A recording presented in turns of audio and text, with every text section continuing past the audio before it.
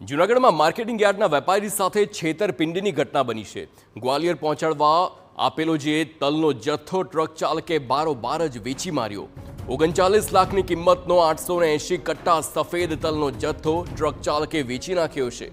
વેપારીની ફરિયાદ બાદ જૂનાગઢ પોલીસે ટ્રક ચાલકને રાજસ્થાનથી ઝડપી પાડ્યો। આરોપી પાસેથી 30 લાખની રોકડ પણ મળી આવી છે। આરોપી અગાઉ કોઈ ગુનામાં સંડોવાયેલો છે કે નહીં તેની દિશામાં પણ તપાસ હાથ ધરવામાં આવશે।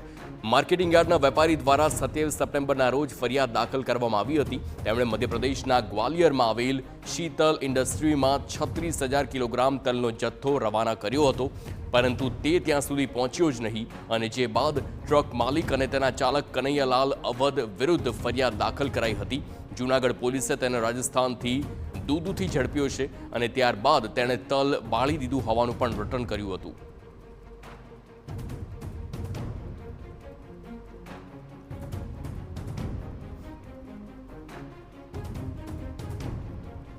સૌપ્રથમ તો તેને આ જે તલનો માલ છે તે સળગાવી દીધેલાની હકીકત જણાવતો, પરંતુ આવી રીતે પૂછપરછ કરતા અલગ અલગ જગ્યાએ માર્કેટમાં માલ વેચાણ કરી દીધેલાનું જણાવેલ। સાથે છે તેના પાસેથી કુલ 30 લાખ રૂપિયા જેટલી રકમ છે એ રિકવર કરવામાં આવેલા છે। આ આરોપી અન્ય કોઈ ગુનાઓમાં સંડોવાયેલો છે કે કેમ તે માટે ત્યાંના સ્થાનિક પોલીસ સ્ટેશનોમાં એ ડિવિઝન પોલીસ દ્વારા યાદી આપવામાં આવેલી છે। હાલ આ ગુનાની છે ઊંડાણપૂર્વકની તપાસ શરૂ છે।